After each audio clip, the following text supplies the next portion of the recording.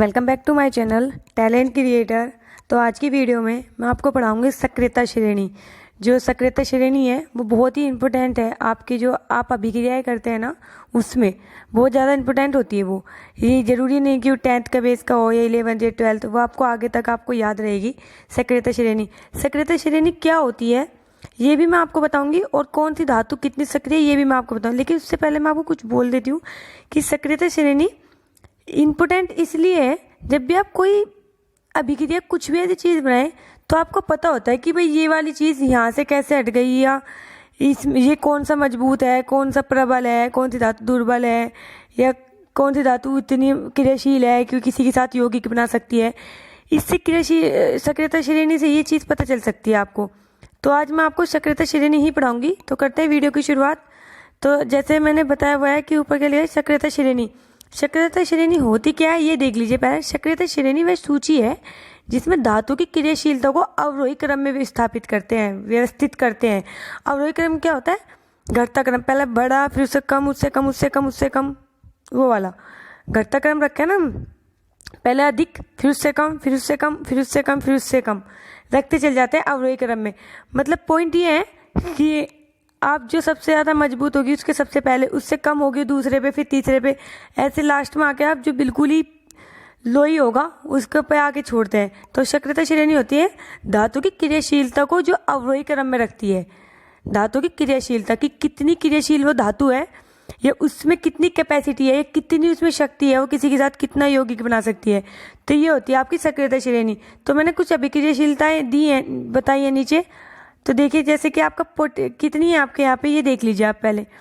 आपके पोटेशियम है, यहाँ पे पोटेशियम है, फिर आपका क्या है, सोडियम है, पोटेशियम है, सोडियम है, फिर आपका कैल्शियम है, फिर मैग्नीशियम है, फिर एल्यूमिनियम है, फिर जिंक, आयरन, Fb और हाइड्रोजन। हाइड्रोजन धातु और अधातु दोनों ही नहीं है। हाइड्रोजन क्या आपकी गैस है। फिर है आपका कॉपर, फिर आप और जाएंगे ऊपर तो फिर क्या है आपका कॉपर के बाद Hg मरकरी, फिर है आपका Ag सिल्वर, और फिर Au गोल्ड। ये आपके ये सक्रियता श्रेणी की एक धातु की एक सीरीज है। तो अब मैं आपको बताती हूँ कि धातु की सीरीज जो है ये कौन सी कहाँ से कितनी मजबूत है। तो जो पोटेशियम है आपका, पोटेशियम सबसे अधिक क्रियाशील धातु है। पोटेशियम सबसे अधिक क्रियाशील धातु है। क्रियाशीलता का जो क्रम है ना आपका, वो ऊपर से नीचे की तरफ जाएंगे तो बढ़ेगा, ऊपर से नीचे जाएंगे तो घटता चल जाएगा। मतलब ऊपर सबसे ऊपर जो है आपकी पोटेशियम वो सबसे अधिक क्रियाशील धातु है, ठीक है। और जब आप नीचे से ऊपर जाएंगे तो क्रियाशीलता बढ़ती चल जाएगी, ऊपर से नीचे आएंगे तो क्रियाशीलता कम होती चल जाएगी। देखिए मैंने एक टिक भी दिया हुआ है। ऊपर से देखिए आप, ऊपर से नीचे की तरफ जो जाएंगे सबसे कम क्रियाशील धातु सबसे कम नीचे की तरफ होगी, ठीक है। देखिए आप ऊपर से नीचे की तरफ आ रहे हैं तो कब से सबसे कम जो क्रियाशील धातु होगी वो नीचे होगी गोल्ड, सोना। देखिए आप गोल्ड, सोना सबसे कम क्रियाशील धातु है। सबसे महंगी धातु होती है आज के टाइम पे, तो सबसे महंगा गोल्ड ही है इस टाइम तो। लेकिन क्या उसका जो क्रियाशीलता है सबसे कम है। अब मैं आपको बताती हूँ कैसे क्रियाशीलता आप कैसे निकाल सकते हैं, कि आप कैसे बता सकते हैं कि क्रियाशील धातु कम क्यों है। अब जैसे कि आप एक अभिक्रिया कर लीजिए, Fe है आपका, क्या है आपका Fe, ले लीजिए आप Fe है। इसने कॉपर सल्फेट के विलयन के साथ अभिक्रिया करी कॉपर सल्फेट। तो जो Fe है वो SO4 के साथ आ जाएगा। FeSO4 बना देगा, प्लस क्या बनाएगा, कॉपर को विस्थापित कर देगा उसके विलयन में से। देखिए Fe ने क्या करा, कॉपर सल्फेट के विलयन में से कॉपर को विस्थापित कर दिया। क्यों कर दिया? क्योंकि जो Fe है आपका वो कहाँ है, वो कॉपर से ऊपर स्थित है। वो कॉपर से ऊपर स्थित है, मतलब सक्रियता श्रेणी में वो कॉपर से ऊपर है। तो इसका मतलब वो कॉपर से ज़्यादा मजबूत होगा, और जो ज़्यादा मजबूत है वो क्या करेगा, वो तो भाई कम मजबूत वाले को तो हटाएगा अपनी जगह से। तो यही कह रहा, जो Fe है वो कॉपर सल्फेट के विलयन में से कॉपर को हटा के खुद लग गया।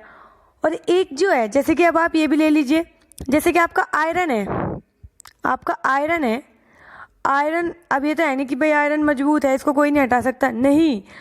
आयरन को जो है उसके विलयन में से जो आयरन से ऊपर स्थित है सब, जैसे sodium, potassium, calcium, magnesium, aluminium, zinc, ये सब आयरन को उसके विलयन में से विस्थापित कर सकते हैं, लोहे को उसके विलयन में से विस्थापित कर सकते हैं।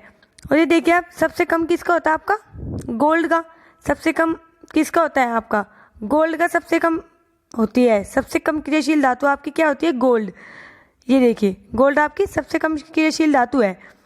क्रियाशील कम इसलिए है क्योंकि सक्रियता श्रेणी में सबसे नीचे स्थित है। तो ये है सक्रियता श्रेणी। आप एक एग्जाम्पल के तौर पे ले लीजिए, मान लीजिए आप क्लास में हैं, क्लास में आप आगे बैठ गए, और लेकिन अब मान लीजिए किसी और बंदे को आप उस सीट पे बैठना है, उस कुर्सी पे बैठना है, लेकिन वो आपसे ज़्यादा तगड़ा है। तगड़ा मीन्स वो आपसे स्ट्रोंग है, हर चीज़ में आपसे स्ट्रोंग है। तो आपको क्या करेगा? सिंपल बोलेगा हट जाए, आप नहीं हटेंगे तो भाई मुक्का मार के हटा के आपको एक तरफ कर देगा। तो ये चीज़ें इसमें भी तो होती हैं। फेरस ने हटा के कॉपर को कि तू हट, मैं तेरे से ज़्यादा मजबूत हूँ, मैं खुद जुड़ूंगा इसके साथ, ठीक है। तो वो फेरस ने क्या करा? फेरस ने कॉपर को हटा कि चल भाई तू हट यहाँ से, तेरी कोई ज़रूरत नहीं है, तू बहुत कमज़ोर है, तू वीक है, इसलिए मैं बैठूंगा इसके साथ। उसने कहा कि मैं बैठूंगा सल्फेट के साथ, तो वो खुद बैठ गया। क्यों? क्योंकि भाई वो सक्रियता श्रेणी में ऊपर स्थित है कॉपर से। तो जो भी सक्रियता श्रेणी में अगर आप कोई भी विलयन बना रहे उससे ऊपर स्थित है वो कोई भी चीज़, कोई भी धातु, तो वो अपने दूसरे वाले को, कमज़ोर वाले को विस्थापित कर देगी। ये आपकी सक्रियता श्रेणी। सक्रियता श्रेणी मतलब जो जितनी क्रियाशील धातु होगी वो कम क्रियाशील धातु को उसके विलयन से विस्थापित कर देगी। तो ये थी आपकी सक्रियता श्रेणी। ये इम्पोर्टेंट टॉपिक है, सक्रियता श्रेणी बहुत इम्पोर्टेंट टॉपिक है। अब देख लीजिए आप, हाइड्रोजन जो है आपका, वो ना तो धातु है ना और अधातु है। हाइड्रोजन ना तो धातु है ना धातु है, लेकिन वो सक्रियता श्रेणी में है। सक्रियता श्रेणी में होने के बावजूद ये क्या कर सकता है? मतलब जो आपके हाइड्रोजन है, हाइड्रोजन से ऊपर जो स्थित धातु है वह तनु अम्ल से हाइड्रोजन को विस्थापित कर सकती है, तनु अम्ल से हाइड्रोजन को विस्थापित कर देंगी। जो हाइड्रोजन से ऊपर है, मतलब जिसके बारे में आप बोल रहे हो, अगर उससे ऊपर कोई है तो उसे वो हटाएगी, क्योंकि वो मजबूत है भाई। क्योंकि सक्रियता श्रेणी क्या करती है? ऊपर से नीचे आने पर घटती है। सबसे ऊपर पोटेशियम है, उसकी सबसे ज़्यादा क्रियाशील है, वो सबसे अधिक क्रियाशीलता है पोटेशियम की। तो ये थी आपकी सक्रियता श्रेणी। सक्रियता श्रेणी अच्छा टॉपिक है, आपको याद होना चाहिए। 10th 11th 12th सभी जगह पे अच्छा तरीके से आता है, इसमें से क्वेश्चन भी आ जाता है। तो आई होप गाइज आपको वीडियो अच्छी लगी होगी। अगर आपको वीडियो अच्छी लगी हो तो लाइक कीजिएगा, सब्सक्राइब कीजिएगा और बेल आइकन को दबा दीजिए।